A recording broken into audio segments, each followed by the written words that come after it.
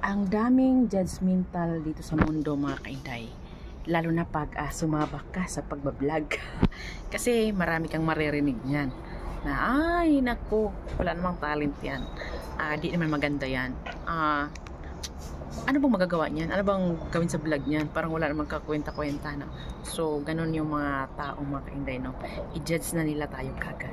Pero mga kainday, ang natutunan ko dito, mga kainday, bilang isang content creator, no, sa ilang taon, na kahit ano pang ibabato sa iyo, mga kainday, dapat kalmado pa lang. Kasi hindi talaga natin may iwasan, mga kainday, na i-judge tayo ng mga tao. Kadalasan, mga kainday, kaibigan mo, no, kahit sino, i-judge nila tayo. Kasi nga sila, to see is to believe sila. So maniwala lang sila sa kakayahan natin pag tayo ay aangat na.